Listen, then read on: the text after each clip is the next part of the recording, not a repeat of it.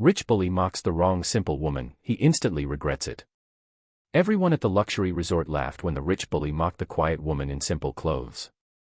But when she finally lifted her head, when her real identity slipped out, his smile froze. The crowd went silent.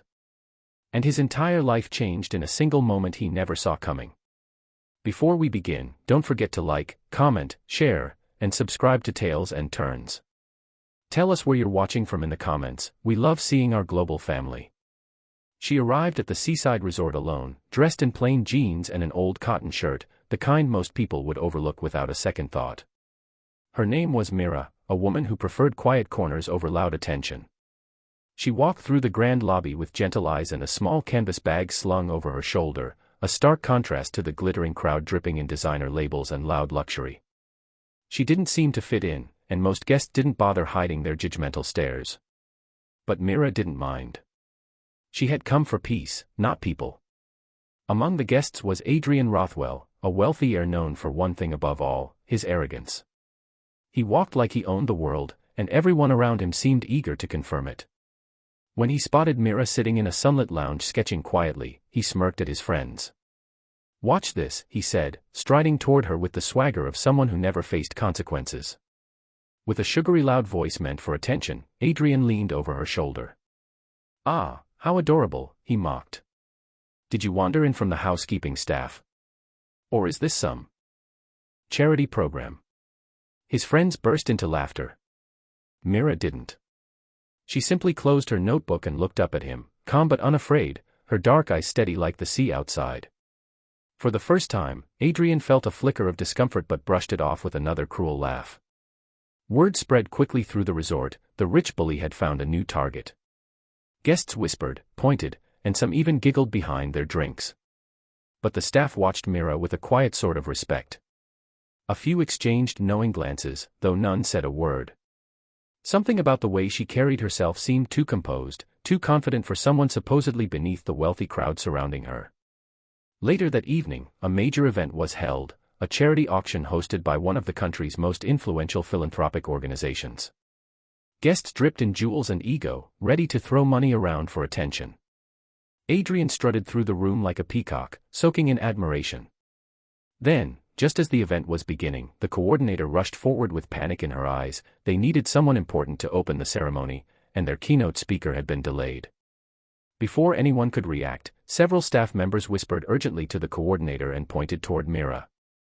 Adrian scoffed. "Her? Let her mop the stage while we wait," he joked loudly.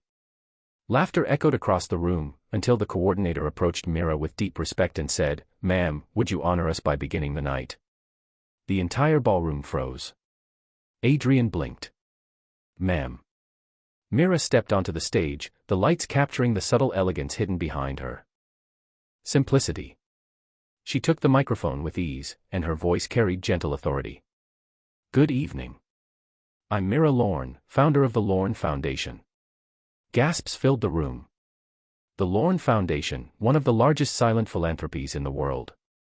The anonymous donor who had saved hospitals, rebuilt schools, and funded thousands of community programs. Everyone had heard the name. No one knew the face, until now. And Adrian felt his stomach drop to the floor. The crowd erupted with applause, not forced or polite, but full of admiration. Suddenly, the woman Adrian mocked was the most important person in the room. Mira continued her speech with grace, weaving stories of compassion, resilience, and the importance of humility, each word subtly heavy with meaning.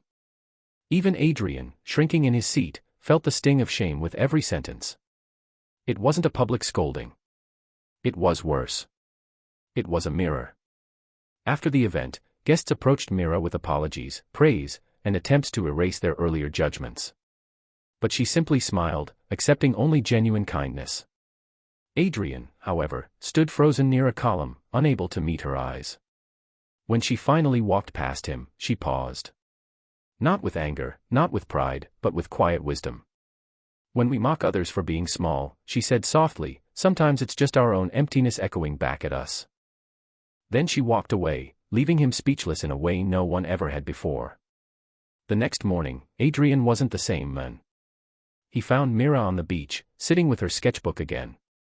This time, he approached quietly, without an audience, without arrogance.